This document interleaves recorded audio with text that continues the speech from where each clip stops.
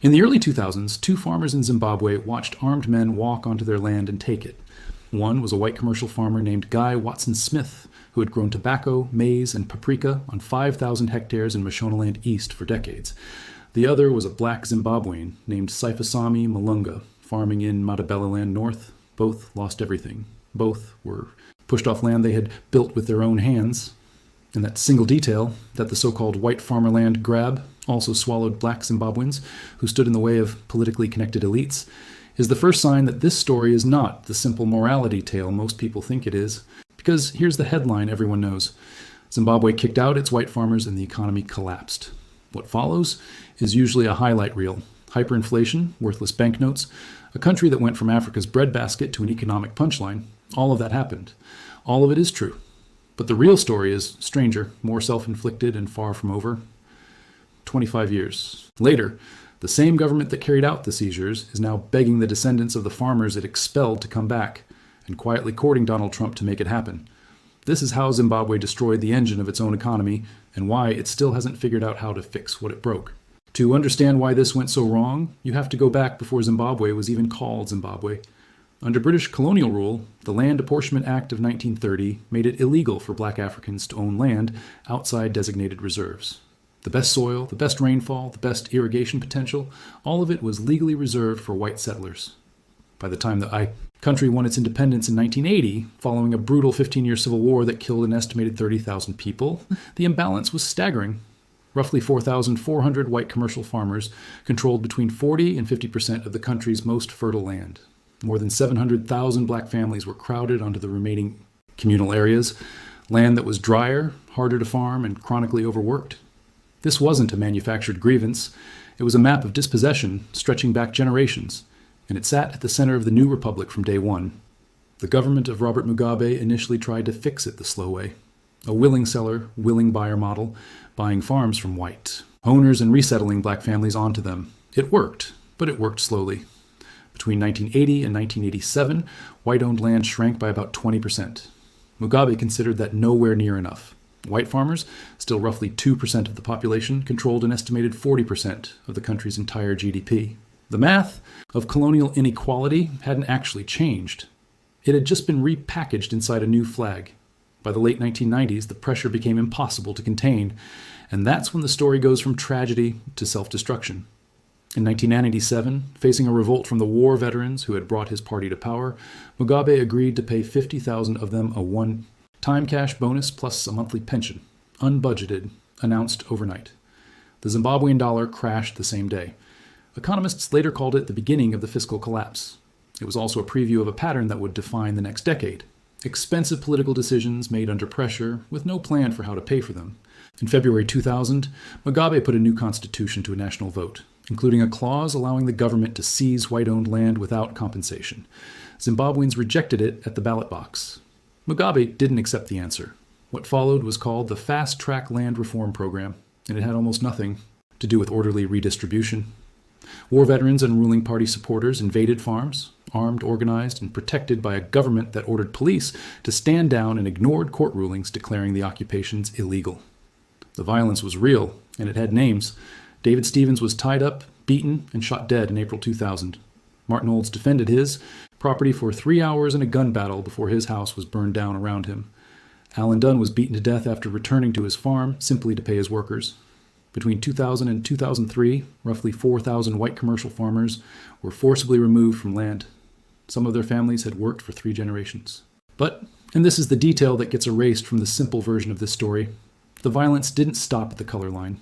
More than 350,000 farm workers, the overwhelming majority of them black Zimbabweans, lost their homes and jobs in the same chaos.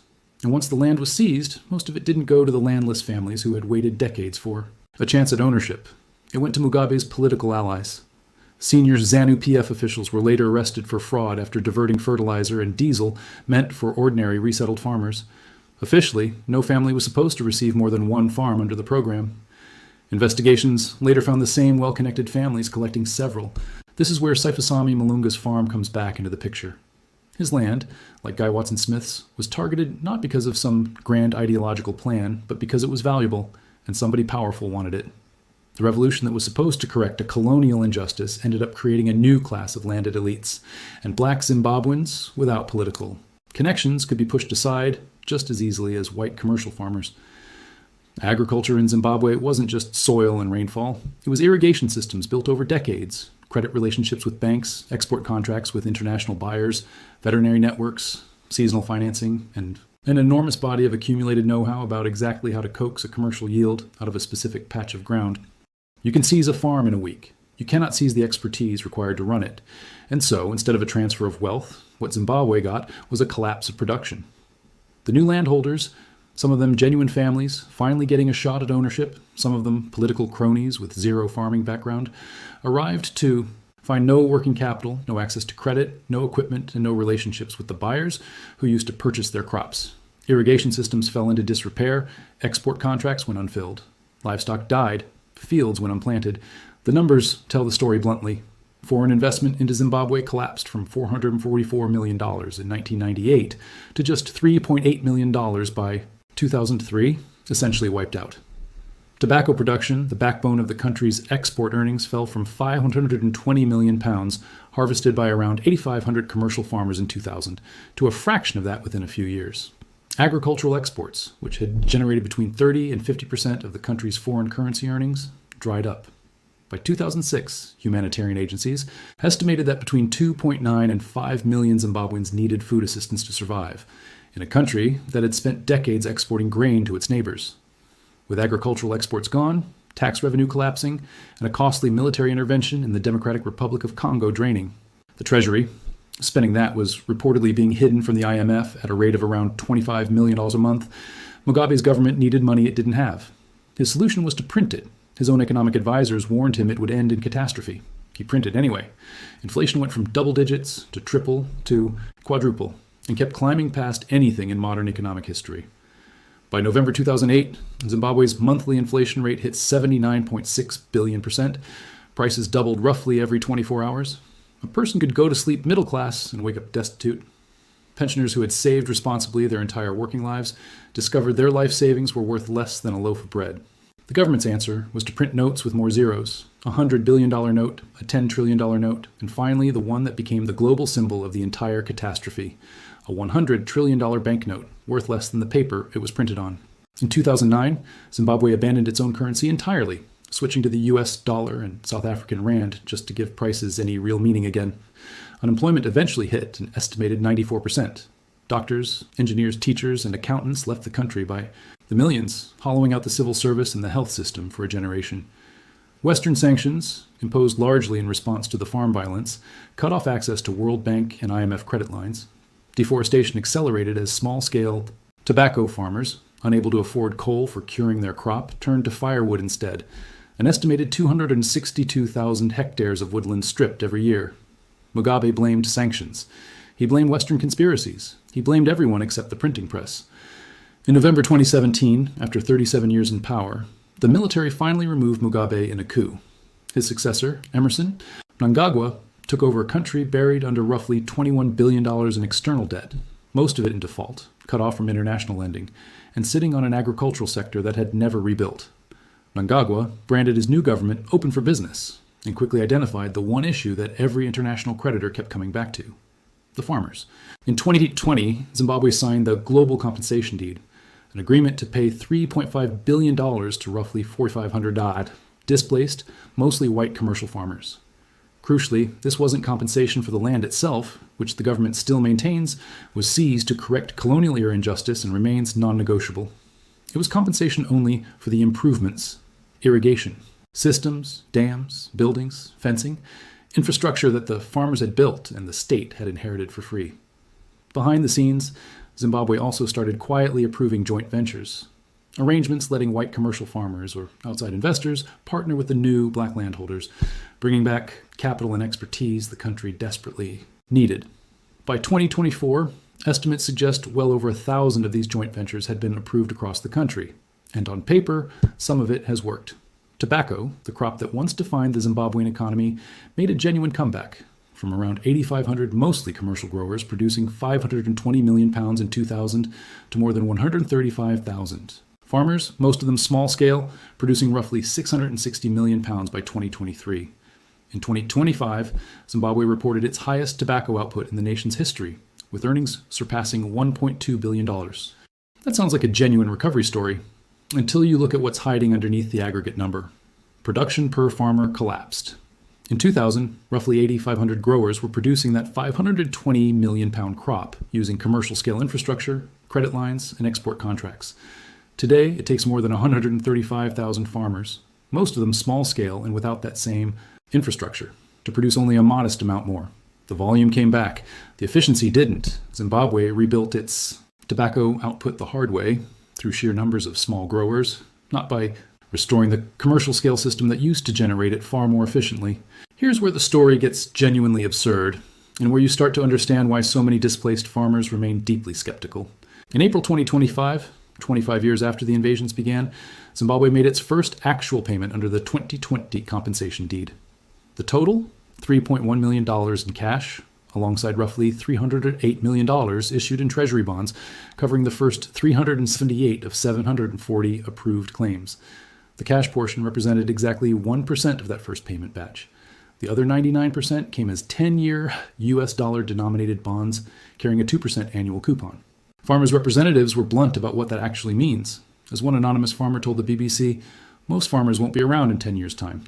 There's no guarantee the government will actually be able to honor those payments when they mature, given that Zimbabwe has already missed previous compensation deadlines at least twice and revised the terms of the deal multiple times since 2020. And here's the part that makes the skepticism completely rational rather than paranoid. This is a government that printed a $100 trillion note within living memory, that has cycled through at least 4 different national currencies since 2008, including its newest, the gold-backed ZiG, and that is still carrying roughly $21 billion in largely defaulted external debt. Asking farmers to trust a 10-year bond issued by that same finance ministry is asking them to bet their retirement on an institution with one of the worst monetary track records on the planet. Separately, Zimbabwe has been compensating a smaller group, foreign nationals whose farms were protected under bilateral investment promotion agreements, with $20 million allocated in the 2024 budget and another $20 million in 2025, targeting full payment by 2028. It's a slower, parallel track, and it illustrates the same core problem. Zimbabwe wants the credibility that comes with paying its debts without actually having the money to pay them.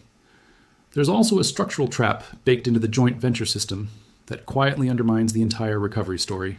Many of the white farmers now returning through joint ventures don't own the land.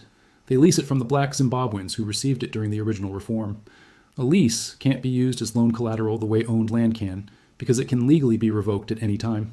That means even the farmers willing to come back struggle to access the credit needed to actually rebuild commercial-scale operations.